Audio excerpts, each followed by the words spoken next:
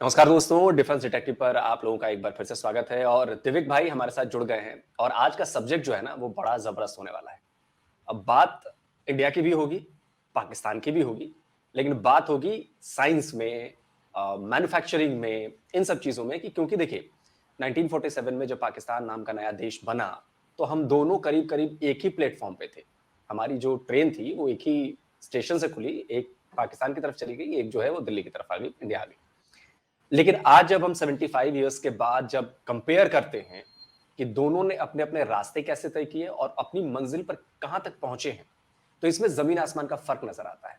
और आज का दिन चूंकि हमारे लिए इंडियंस के लिए बहुत बड़ा दिन है, चंद्रयान 3 की वजह से। और दिविक भाई भी मुझे लगता है कि उतने ही उत्साहित होंगे, क्योंकि मुझे लगता है कि साइंटिफिक फील्ड में कोई भी बड़ी उपलब्धि जो है पूरी दुनिया के लिए बहुत बड़ी मायने रखती है। तो दिविक भाई, बहुत बहुत स्वागत है आपका डिफेंस डिटेक्टिव पर। जी, शुक्रिया मुझे बुलाने के लिए। थैंक यू आलोक भाई और सारे दर्शकों को प्रणाम। तो दिविक भाई, शुरुआत में कुछ ऐसे करता हूं कि देखिए, हमारा झंडा तो चांद पे पहुंचने वाला है और आपके देश पाकिस्तान के झंडे पर चांद है। तो ये जो फर्क है, आप इस फर्क को कैसे देखते हैं? देखें, इस फर्क को तो हम देखना भी नहीं चाहिए, देखना भी हमारी हमारी गलती हो जाएगी अगर हम इसको कंपेयर भी करेंगे पाकिस्तान और इंडिया के चांद को, चांद की जो दौड़ है। लेकिन देखें, पाकिस्तान में मैं वैसे आपको एक चीज बताऊं, जनरली मैं पाकिस्तान में रहता हूं। पाकिस्तान में काफी ऐसी चीजें जो इंडिया से बहुत पहले हो गई। सिर्फ स्पार्को नहीं है, बहुत सी ऐसी चीजें हैं जो इंडिया ने शायद, कुछ चीजें तो मोदी जी लेके आए हैं, मतलब यहाँ तक के 2014 के बाद आई हैं। हमारे पास वो चीजें सर 90s से थी। लेकिन क्या है, पाकिस्तान में ना वो नीयत लंबी नहीं चलती। वो इलेक्शन के लिए स्टेप 1 ले लिया, पर स्टेप 2 लेना होता है, 3 लेना होता है। हमारे पास नादरा है, आपका एनआरसी का बिल अभी आया, वो भी इम्प्लीमेंट नहीं हुआ है सर। हमारे पास 96 से पासपोर्ट 10 दिन में मिल जाता है, आपका 2010 के बाद हुआ है, जब से टाटा वालों के पास गया, टीसीएस के पास। सिम जब से जियो आई है तो आपका सिम खरीदने का प्रोसेस 15 मिनट में आ गया, सिंगल डे में हो गया। उससे पहले आप लोगों को 2 से 3 दिन लगते थे। तो फिर ये चीजें आप देखें, पाकिस्तान में 90 से चल रहा है। क्या इनफैक्ट स्टेप 1 मुझे ले याद लिया, है दिविक स्टेप 2 भाई, तो मुझे याद है दिविक भाई कि जो हमारा आधार है उसके पहले आप लोग का जो आइडेंटिटी कार्ड आता था, वो चिप वाला कार्ड शायद हमसे पहले आपके यहाँ था। बिल्कुल बिल्कुल बिल्कुल बिल्कुल सर, आप लोगों से पहले आ गया था। लेकिन बात हुई ना, उसका स्टेप 2 क्या है, स्टेप 3 क्या है। इंडिया में फिर स्टेप 2 स्टेप 3 ले लिया ना। नेत्र सॉफ्टवेयर बनाया है, फिर नेट ग्रिड बनाया है, नेट ग्रिड के अंदर इंडिया के 918 डिपार्टमेंट्स को कनेक्ट किया है। फिर फॉरेंसिक्स को भी कनेक्ट कर दिया है, फिर डेटाबेस भी कनेक्ट, अब इसके अंदर बिजनेस भी डाल दिया। क्या आपने जो आपके डोमेस्टिक, आपके जो डेटा सेंटर्स के मैन्युफैक्चरर्स हैं या कंस्ट्रक्शन कंपनीज हैं, तो आप आगे स्टेप को आगे लेते गए। जैसे ही मोबाइल में चले जाए तो आप 4G लाए, फिर 3G 5G लाए, फिर आपने उसको एक्सपेंड किया, गांव पंचायत लेवल तक आप लोगों ने पहुंचाया फाइबर को। पाकिस्तान में आ तो गया, लेकिन उसका किया क्या, कुछ भी नहीं किया। हमारे इधर सर वो ये समझ लें कि इलेक्शन के लिए काम कर दिया, फिर अगली सरकार आ गई। आपको पता है सरकार कभी रिपीट नहीं होती, 5 साल कभी पूरी नहीं करती पाकिस्तान में, तो वो फिर आगे दूसरी कहानी हो जाती है। बहुत सी ऐसी चीजें जो पाकिस्तान में पहले हुई हैं। लेकिन अब देखें, मैं आपको एक और चीज, पाकिस्तान में सोलर इंडिया से पहले आया। अच्छा। जी। लेकिन इंडिया ने सोलर में आया है, तो इस इंडिया की ऐसी सोलर की पिक के दुनिया का सबसे बड़ा सोलर प्रोड्यूसर बन गया, मैन्युफैक्चरर भी बन गया, प्रोड्यूसर भी बन गया, दोनों बन गए। और अभी भी अपनी कैपेसिटी और ज्यादा इंक्रीज कर रहा है। वो गैप इतना, अभी तो बहुत मिनिमल गैप है इंडिया और चाइना के बीच में, लेकिन वो गैप इतना बड़ा हो जाएगा इंडिया और चाइना के बीच में, जो इंडिया के अभी करंट प्रोजेक्ट सोलर के प्रोडक्शन के और मैन्युफैक्चरिंग दोनों के जो चल रहे हैं। तो पाकिस्तान में सर ऐसी बहुत सी चीजें हैं जो बहुत पहले हुई हैं, लेकिन ये कि बस हमारी बदकिस्मती है। इंडिया में सुपर कंप्यूटर्स आपके पहले ही आ गया था 60-70s में, पर उसका यूसेज कहाँ हुआ, कहीं पे भी नहीं हुआ। आपका उसका इंडिया की गवर्नमेंट में, वेदर में, ये जो इन्वायरमेंट मिनिस्ट्रीज वगैरह होती हैं, मेडिकल एम्स वगैरह, इनमें जो आपका सुपर कंप्यूटर्स हैं इंडिया में इस्तेमाल हुए 2004-5 से। पाकिस्तान में सर सुपर कंप्यूटर 90 से चल रहा है, लेकिन उसका स्टेज 2 नहीं लाए, स्टेज 3 नहीं लाए, बस लगा दिया, शुरू अब कर दिया, बस वो अब बेसिक तो काम के हमने लिए। खैर अब तो हमने अपना सुपर कंप्यूटर भी बना लिया है, इंडियन सुपर कंप्यूटर बना लिया है। नहीं उसके नहीं कई सर, तो सारे वो भी वेरिएंट्स बना लिए। वो सारे भी इंडियन ही थे। हाँ, इंडिया कभी बाहर से सुपर कंप्यूटर नहीं लाया, जितने लाए सारे खुद बनाए हैं। और इंडिया की सर इसरो की बात कर लें तो मैं इसरो का सर जितना मुझे दुख है ना इसरो पे, एज अ ह्यूमन बीइंग और as an avid lover of aviation science, space science, इतना दर्द मुझे नहीं लगता किसी और को होगा, क्योंकि जो नम्बी नारायण के साथ किया गया था, ठीक है, उसकी अगर आप पूरी कहानी में जाए, आज हमारा वो टॉपिक नहीं तो उसकी कहानी में जाए तो वही पूरा 1 घंटे का प्रोग्राम बन जाएगा। आरबीसी कुमार से लेके सीआईए से लेके फिर आपको फिर पूरा पीछे जाना पड़ेगा, Lal Bahadur Shastri, Vikram Sarabhai, CIA, plane crash, 13 दिन का गैप दोनों की डेथ में, तो ये लंबी कहानी पड़ जाएगी। लेकिन देखिए आज आज काम, इसरो शायद 40-50 साल और आगे होता। बिल्कुल बिल्कुल बिल्कुल, आज शायद फोर्थ सक्सेसफुल और फिफ्थ लार्जेस्ट नहीं होता, शायद second successful and second largest होता। आपके यूरोप, जापान, चाइना को, रशिया को तो छोड़ ही देते, सिर्फ एक नासा रह जाता, वो भी सिर्फ एक बजट की वजह से। नहीं तो बजट होते तो नासा को भी छोड़ने के पीछे Indian engineer are more than capable. NASA में 36% एम्प्लॉइज इंडियन ओरिजिन के हैं, तो जो इसरो में जो 20,000 लोग काम कर रहे हैं, तो वो क्या नासा से कम केपेबल है? वो एक चीज है ना कि आपके इंडिया के दुश्मन बहुत रहे हैं, अभी भी बहुत हैं माशाल्लाह से, इतने दुश्मन पाकिस्तान के नहीं है जितने इंडिया के हैं। ये भी सर आपकी कामयाबी है, दुश्मन जितने ज्यादा अच्छे हो, ज्यादा हो, अच्छी बात है। अच्छा दिविक भाई, चंद्रयान 3 की अगर मैं बात करूं तो चंद्रयान 2 जो था हमारा लैंड नहीं कर पाया। हालांकि इसरो की तरफ से कहा गया कि 90 to 95% जो है वो सक्सेस रेट थी, बस लैंडर लैंड नहीं कर पाया, बाकी सारी चीजें उसने अपनी अचीव की, अपने गोल्स 96 अचीव किए। To be precise. 96, जी बिल्कुल 96, 4% से चूक गए हम, चलिए कोई बात नहीं। मुझे लगता है कि साइंस में फेल्योर जो है वो होनी ही चाहिए, बहुत कुछ सीखता है आदमी उससे, और इसके बिना आप कामयाब नहीं हो सकते। चंद्रयान 3 अगर लैंड कर जाता है, देखिए रशिया लैंड करा चुका है, अमेरिका लैंड करा चुका है, अमेरिका तो खैर उस पर ह्यूमंस भेज चुका है। इंडिया के लिए ये कितनी बड़ी कामयाबी होगी अगर हमारा एक सैटेलाइट, हमारा एक लैंडर जाकर चांद की सरफेस को छूता है तो? सर मोस्ट इंपॉर्टेंटली चांद के डार्क साइड को छूता है, जहां पर आज तक अमेरिका भी नहीं गया। ये उसकी क्वांटम को और ज्यादा बढ़ा देता है। मैं सर उस वक्त मीडिया पे नहीं आता था, ये इंटरव्यूज नहीं देता था, तो पाकिस्तान में वो बात होती थी, इंडिया का मजाक वगैरह उड़ता था। अभी रिसेंट की तो बात है, ऐसा लगता है कल ही तो चंद्रयान 2 फेल हुआ है, तो बोलते थे ये देखो इंडिया का और ये फेल हो गया, हो गया।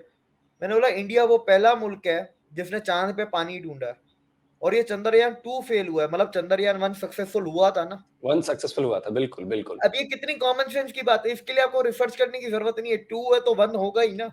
जब 1 का फेलियर आपने नहीं सुना तो सक्सेसफुल होगा। पाकिस्तान में सर कॉमन सेंस मर चुकी है।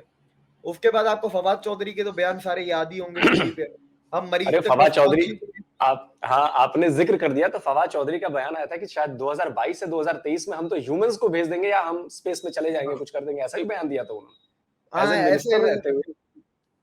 वो फवाद चौधरी का मुझे एग्जैक्ट बयान याद है कि आप क्या चांद की बातें कर रहे हैं, हम तो मरीज तक पहुंच चुके हैं और बस अगले साल हम लोग ह्यूमन स्पेस मिशन करेंगे, फना करेंगे।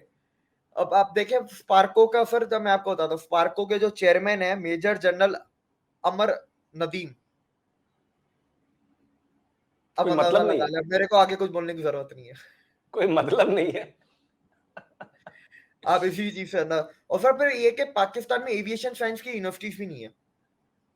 एरोनॉटिकल इंस्टीट्यूट है इस्लामाबाद में एक, पर आपको पता है जब यहाँ पर बिजनेस इंस्टीट्यूट की क्वालिटी नहीं है तो इतने हाई हाईटेक फील्ड की क्या क्वालिटी होगी एजुकेशन की?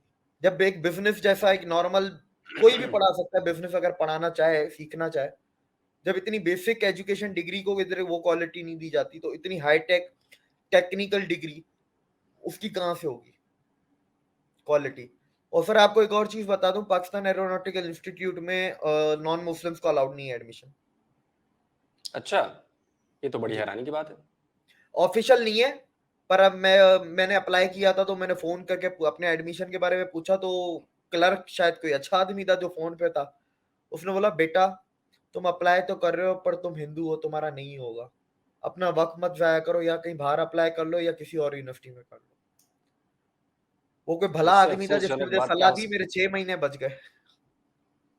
इससे ज्यादा अफसोसजनक बात क्या हो सकती है कि मान लीजिए उसी में से आप शायद कुछ और कर जाते, आप उसमें अगर करते और कुछ आप अचीव कर लेते, तो ये मुझे लगता है पूरा पाकिस्तान के लिए अचीवमेंट होती।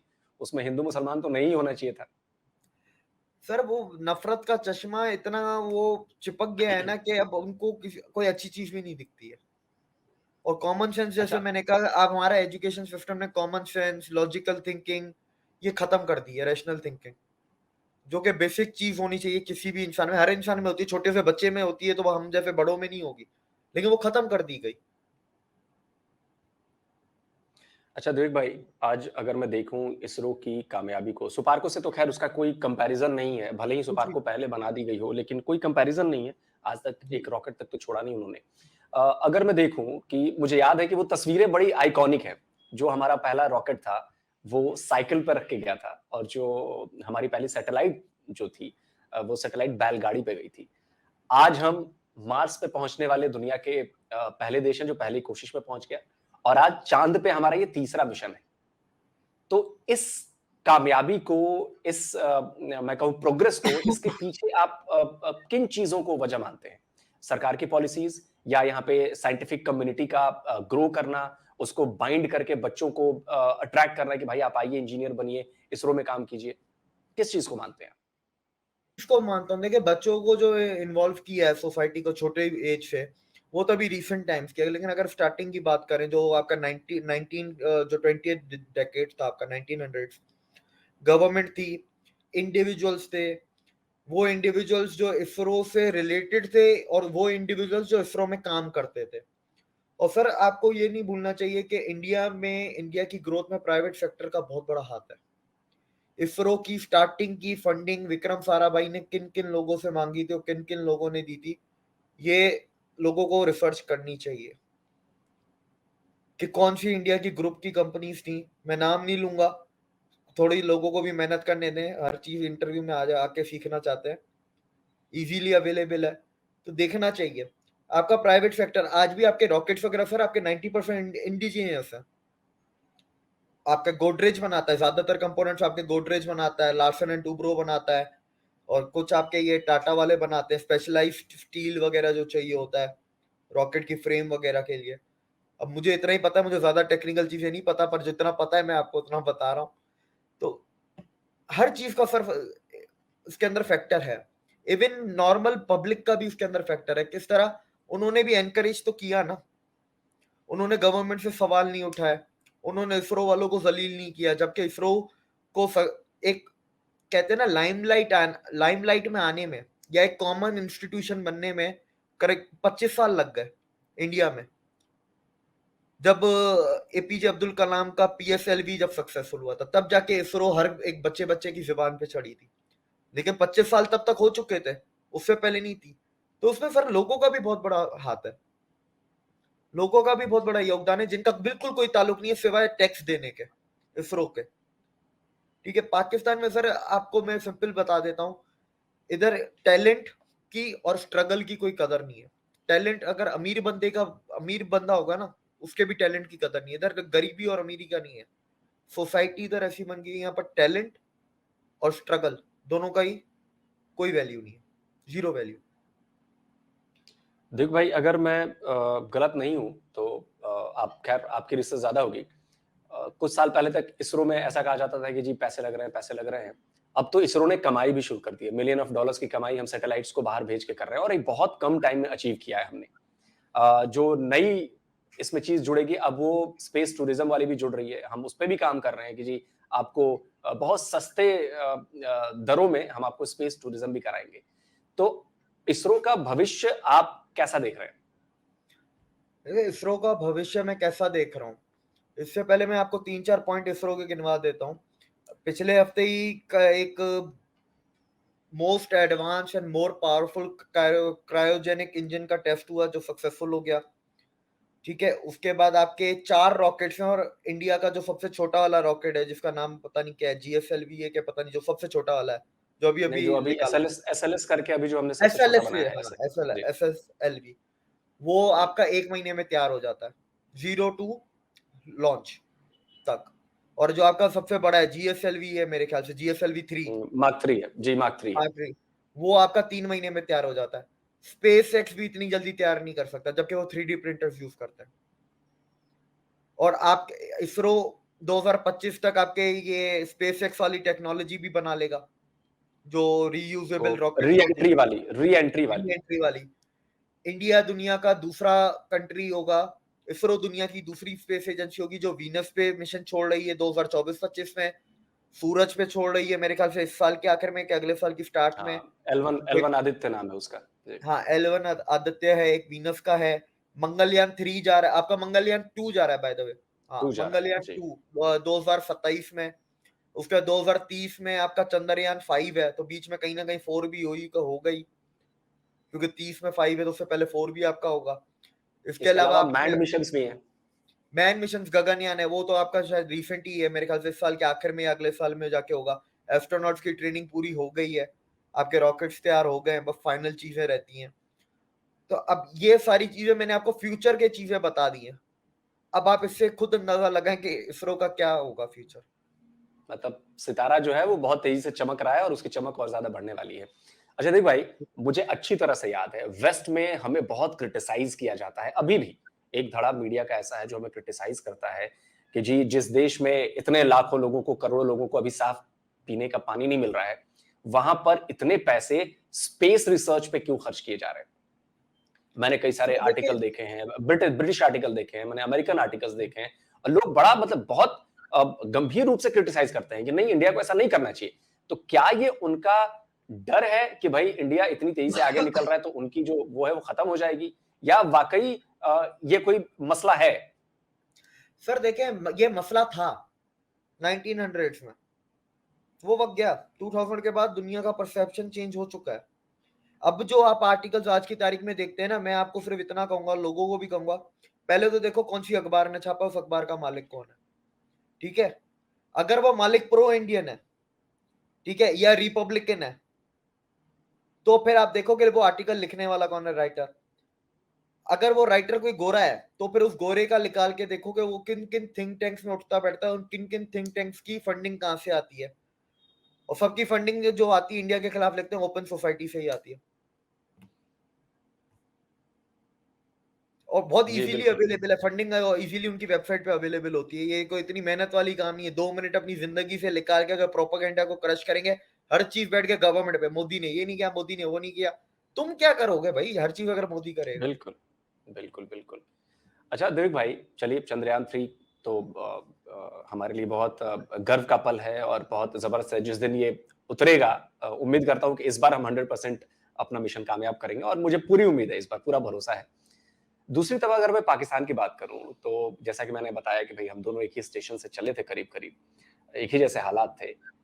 आज अगर मैं कई सारे सेक्टर्स गिनाऊं, आज हम टेक्सटाइल में बहुत आगे हैं दुनिया में, आज हम आपका ऑटोमोबाइल में बहुत आगे हैं दुनिया में, इस तरह के और भी कई सारे सेक्टर्स हैं, फार्मा में देख ले, बहुत सारी चीजें। पाकिस्तान क्यों कुछ भी नहीं कर पाया, कुछ भी। पर देखें, इसमें तो बहुत सारी वजहें हैं, आपकी गवर्नमेंट वगैरह, ये सारी चीजें तो आपको पता ही है। फिर एक इकोनॉमिक जिद जो पकड़ ली, चलते फिरते जो सेक्टर चल रहे थे वो भी बंद करवा दिए इमरान खान भाई साहब ने।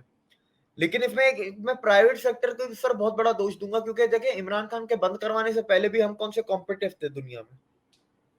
क्या हमारी कंपनीज, हमारे प्रोडक्ट्स दुनिया में कॉम्पिटिटिव थे? क्या हम लोग जीएसपी स्टेटस के बगैर एक्सपोर्ट कर सकते थे? तो प्राइवेट कंपनीज का भी बहुत बड़ा दोष है। अगर आपको टेक्सटाइल की बात करूं, इंडिया में सर टेक्सटाइल जो में तो बड़े कुछ बड़े, अच्छा कर रहा था पाकिस्तान, मुझे लग रहा है कि टेक्सटाइल में अच्छा करने लगा था पाकिस्तान। नहीं सर, नहीं कर रहा था। मैं आपको उसके टेक्निकल पॉइंट्स बताता हूँ। पाकिस्तान में सर सिर्फ कॉटन इंपोर्ट नहीं होता था, पाकिस्तान में डाइंग केमिकल्स इंपोर्ट होते थे इंडिया से, पॉलीथीन और पॉलिस्टर, ये दोनों इंपोर्ट होते थे इंडियन रिफाइनरी से। और रेशे भी पाकिस्तान होते में थे सर शायद, यान।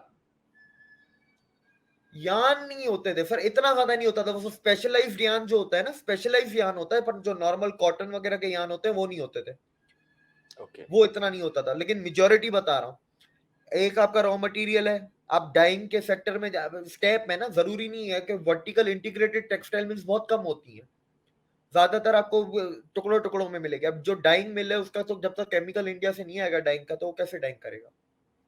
सिमिलर है कि अगर जो कॉटन के या उसके कपड़े नहीं बनाता, जीन्स और टी शर्ट्स वगैरह बनाता है, स्पोर्ट्स वेयर बनाता है, अगर पॉलिस्टर और ये आपका ये पॉलिथीन अगर नहीं आएगा इंडिया से तो कैसे करेगा? पाकिस्तान में बनता है पॉलिस्टर पॉलिथीन, पर सर वो ना होने के बराबर बनता है। पाकिस्तान की रिफाइनरीज की आप कैपेसिटी तो देखें, ना होने के बराबर है। मैं समझता हूँ मुल्क के लिए भी पूरी नहीं पड़ती, इसीलिए पेट्रोल महंगा है। मुझे तो अभी तेल महंगा इसीलिए नहीं। पाकिस्तान मुझे पाकिस्तान से पता चला कि इस बार जो रशिया से तेल आया वो इंडिया से रिफाइन होके गया। सर रशियन तेल की इंडिया पाकिस्तान में रिफाइनरी है ही नहीं। मेरा पहले दिन से जब सवाल ही है, इमरान खान बोल रहा है पैसे कहां से देंगे, मैंने बोला पैसे दे देंगे, पाकिस्तान 75 साल से देता ही आ रहा है, कौन सा युद्ध रुक गया है? मैंने बोला पैसे तो दे दोगे, रिफाइन कहां करोगे? फिर मुझे पता चला कि कराची की रिफाइनरी कोरंगी इंडस्ट्रियल एरिया में जो वो रिफाइंड पेट्रोल भी सर पूरा का पूरा नहीं बेचा है। ओह, उसमें क्या किया, गवर्नमेंट की रिफाइनरी थी तो गवर्नमेंट रिफाइनरी के प्रॉफिट्स बढ़ाने के लिए क्या किया है, आप उन्होंने 1 लीटर में 15% रशियन ऑयल मिला दिया, रशियन पेट्रोल, रिफाइंड पेट्रोल। तो क्या हुआ, कॉस्ट ऑफ प्रोडक्शन कम हो गई, सेलिंग प्राइस सेम रह गई। तो फायदा ज्यादा हो पाकिस्तान ये जाएगा। ना सर, जुगाड़ तो हमें आता ही है ना फिर। और इंडिया बिल्कुल, ये सर, बात इंडिया तो में बाय द वे दुनिया में 12 किस्म के क्रूड है, इंडिया 11 किस्म के क्रूड्स को रिफाइन कर सकता है। ऐसी टेक्नोलॉजी है हमारे पास। बिल्कुल। और आपके तो सर बहुत ज्यादा है, अगर रिफाइनरी पे बात करने बैठा तो उसमें भी आपका पूरा दिन निकल जाएगा। क्योंकि ये जो इंडिया में बातें होती है ना, ऑयल इंपोर्ट बंद हो जाएगा, मतलब ऑयल इंपोर्ट तुम्हारा बंद नहीं होगा, इंडिया का ऑयल इंपोर्ट और बढ़ेगा। तुम ये बोलो कि तुम्हारा ट्रांसपोर्ट का जो डिपेंडेंसी है फ्यूल पे वो कम हो जाएगी। ये कम है हो सही, जाएगी। सही फ्रेज ये है। ऑयल की इंपोर्ट और बढ़ेगी इंडिया की। तो आखिर दिविक भाई हम ये क्यों नहीं देख पाते हैं? अब देखिए आपने जैसे गिनाया, आईटी में भी देखिए हम बहुत अच्छा कर रहे हैं, हर सेक्टर में हम अच्छा कर रहे हैं। ऑटो सेक्टर में हमने बताया ही आपको कि हम नंबर 3 पे आ गए हैं, जापान को पीछे छोड़ के। 75 ईयर्स में क्या आपको लगता है कि पाकिस्तान किसी एक जगह पे आपको लगे कि उसने इसमें ग्रो किया है, मतलब टेररिज्म एक्सपोर्ट करने में और नफरत बढ़ाने में, इसको छोड़कर, इस वाली फील्ड को छोड़कर? सर ये बोलूंगा कि फ्रीलांसिंग में ही ग्रो किया है मेरे को तो। अगर ऑनेस्टली अगर बात करें, मजाक को साइड पर रखकर, फ्रीलांसिंग, मैं आईटी भी नहीं बोल सकता। आईटी बहुत ब्रॉड टर्म है, आईटी के अंदर बहुत कुछ आ जाता है। ये लोग आईटी आईटी बोलते हैं, पाकिस्तान की कभी आईटी इंडस्ट्री की डिटेल्स तो निकाल के देखो। UI UX, web development, app development, यार ये तो बच्चे भी बैठ के कर रहे हैं, उसको आईटी थोड़ी ना बोल सकते। ये फ्रीलांसिंग का काम है, इसको आईटी नहीं बोलो। मेरे लिए, मेरी नजर में आईटी है blockchain, cyber security, software development. Software कौन से, ये बिलिंग सॉफ्टवेयर नहीं, रेस्टोरेंट वाले, बड़े बड़े कंपनीज, बैंक्स के सॉफ्टवेयर डेवलपमेंट, मेरे लिए वो बड़ी चीज है। आज इंडिया के टाटा के लिए गर्व की बात है कि दुनिया में सेकंड सबसे most used banking software Tata का है, बैंकास, टीसीएस का second most used. Pakistan Pakistan में भी बहुत बैंकों में यूज होता है वो। बिल्कुल। तो आप इस चीज से अंदाजा लगाए ना। आप ये देखें अभी यूके को, यूके का पेंशन फंड अब टाटा टीसीएस डिजाइन करेगा, टीसीएस संभालेगा। टीसीएस के पास ब्लॉकचेन इंश्योरेंस सॉफ्टवेयर है जो दुनिया में बहुत ही कम कंपनीज के पास है, मतलब गिनती के 3-4 कंपनियों के पास ही ब्लॉकचेन इंश्योरेंस सॉफ्टवेयर।